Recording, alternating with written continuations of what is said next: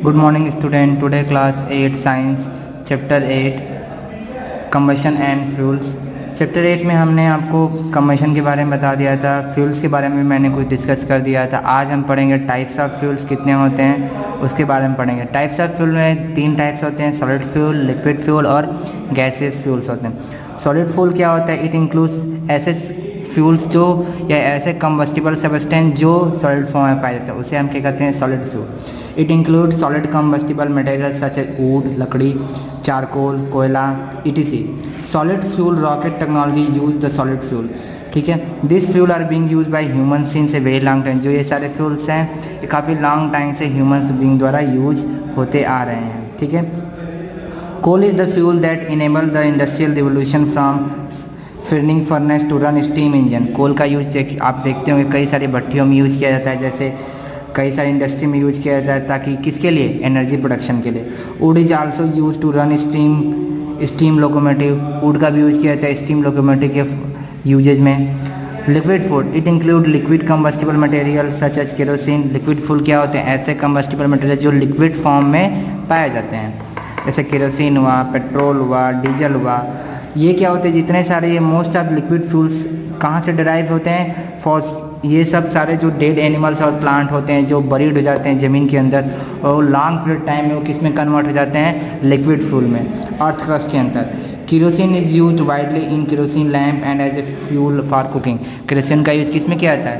Cooking के लिए भी किया जाता है। ठीक है, gases fuel, it is include combustible material which are gases at room temperature such as petroleum gas, natural gas, etc. तो ये गैसेस फ्यूल्स क्या होते हैं? जो गैसेस फॉर्म में नेचुरल टेम्परेचर या वो जो हमारे नेचर में जो टेम्परेचर है उस पर होते हैं। उनका यूजेज क्या होता है?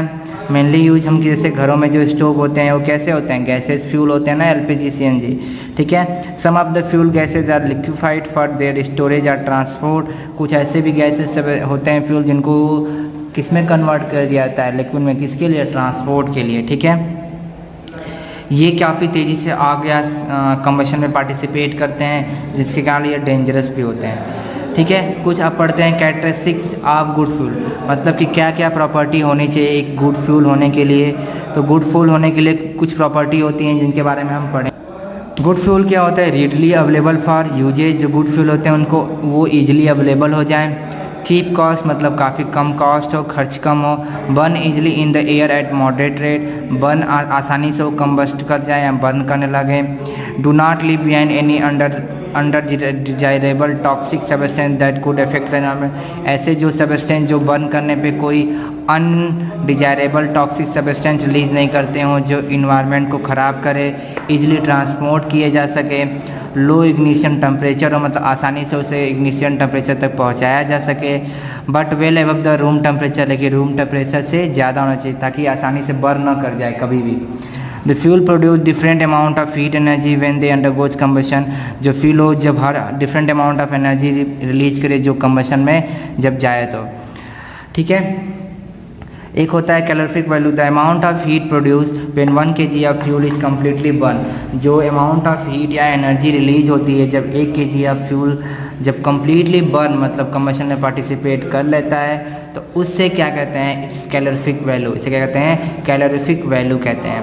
कैलोरीफिक वैल्यू, कैलोरीफिक वैल्यू को हम किस में एक्सप्रेस करते हैं? किलो जूल पर kg, मतलब 1 kg कितना किलो जूल एनर्जी रिलीज करता है। The higher the calorific value of fuel the better fuel it is. मतलब जितना कैलोरीफिक वैल्यू जितना ज़्यादा होगा उतना ही वो क्या है? बेटर फ्यूल होगा। जैसे सबसे हायर कैलोरीफिक वैल्यू किसकी होती है? LPG की। LPG की कितनी होती है? 55,000 किलो जूल पर kg। ठीक है, सबसे लोवेस्ट किसका होता है? काऊ डंग का। ठीक है, तो इसे आप याद कर लीजिएगा। How there is no fuel discovered till now that obey all the characteristic and could be considered ideal fuel. अभी तक ऐसा कोई आइडियल फ्यूल नहीं डिस्कवर है जो सारे प्रॉपर्टी या कैरेक्टरिस्टिक्स ऑफ गुड फ्यूल के फॉलो करता। कुछ ना कुछ उसमें डिमेरिट जरूर पाए जाते हैं। तो main feature of some common fuels क्या क्या होते हैं इसके बाद।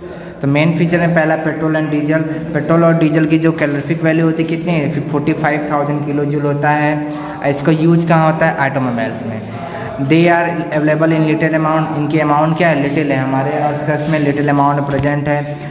Diesel on combustion lead to formation of sulphur dioxide, जब डीजल बर्न करता है, कंबशन में पार्टिसिपेट करता है तो सल्फर डाइऑक्साइड का फॉर्मेशन करता है, ठीक है। ऑन द अदर हैंड जब पेट्रोल बर्न करता है तो ऑक्सीजन ऑफ नाइट्रोजन का प्रोड्यूस करता है। This gaseous oxide of sulphur and nitrogen when mix with the rain form sulphuric and nitric acid respectively. ये सारे SO2 NO2 कहाँ चले जाते हैं, इन्वायरमेंट में। और जब इन्वायरमेंट में जब रेन होती है, बारिश होती है, तो उनके वाटर ड्रॉपलेट से मिल के H2SO4 HNO3 का फॉर्मेशन करते हैं, जो एक एसिड होता है, जिसके कारण बहुत सारे हार्मफुल इफेक्ट होते हैं, जैसे क्रॉप ख़राब हो जाती है, सॉइल को इफेक्ट करता है, बिल्डिंग को ख़राब करता है, ठीक है। तो इसलिए automobiles are now being replaced by CNG, इसलिए ऑटोमोबाइल को क्या यूज की, किस में कन्वर्ट किया जा रहा है, CNG में, ताकि CNG कम इनकी जो प्रोडक्शन होता है CO का या CO2 का होता है mainly, which produce harmful product in very small quantity, जो कि हार्मफुल प्रोडक्ट बहुत स्मॉल क्वांटिटी में प्रोड्यूस करते हैं। CNG का फुल फॉर्म क्या होता है, compressed nitrogen gas, natural gas, sorry.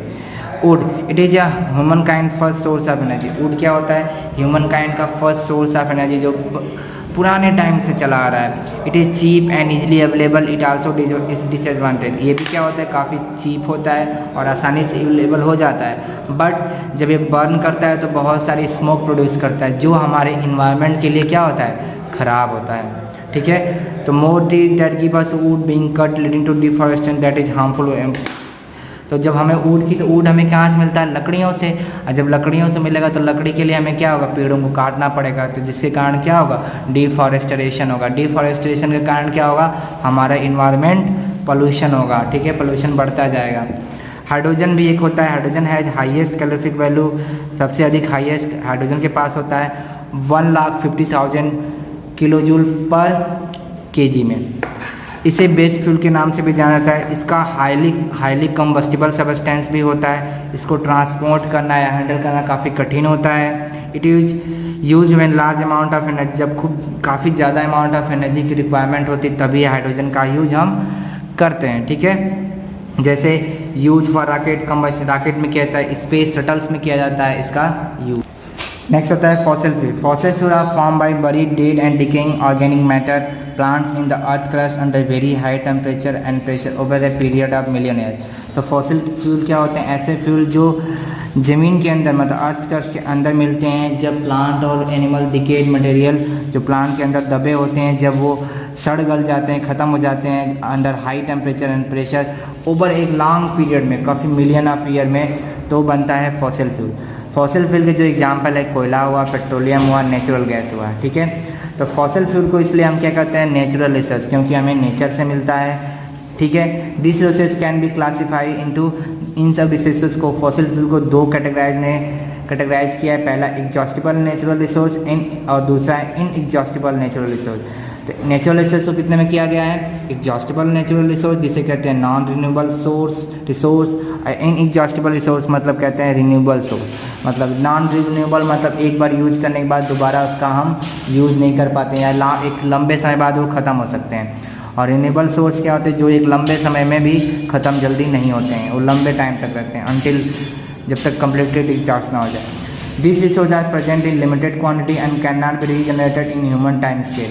तो एग्जॉस्टिबल क्या होते हैं, इनको हम आसानी से क्रिएट नहीं कर सकते हैं, ये लिमिटेड होते हैं, इनको आसानी से रीजनरेट नहीं किया जा सकते, जैसे फॉसिल फ्यूल जिसमें कोयला, पेट्रोलियम और नेचुरल गैस और मिनरल। इनएग्जॉस्टिबल रिन्यूएबल सोर्स में जैसे this resource are present in unlimited quantity in nature, ये जो होते हैं अनलिमिटेड अमाउंट में क्वांटिटी में प्रेजेंट होते हैं हमारे इन्वायरमेंट में, और जिनको हम आसानी से एग्जॉस्ट करके भी आसानी से गेट कर सकते हैं, जैसे एयर हुआ, वाटर हुआ, सनलाइट, ठीक है। During industrial evolution the growing demand of energy due to growing population was largely made by fossil fuel. हमारे इस टाइम इंडस्ट्रियल इवोल्यूशन के कारण जितना डिमांड एनर्जी की वो कहाँ से पूरी होती है, फॉसिल फ्यूल से, मतलब पेट्रोलियम से, नेचुरल गैस से, कोयला से।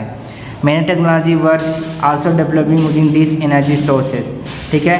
तो अब हमारा नेक्स्ट है कोल, पेट्रोलियम के बारे में, हम फॉसिल फ्यूल्स के बारे में डिटेल में पढ़ेंगे, जो हम आपको नेक्स्ट लेक्चर में डिस्कस करेंगे। ओके, आज के लिए इतना। Okay, thank you, have a nice day.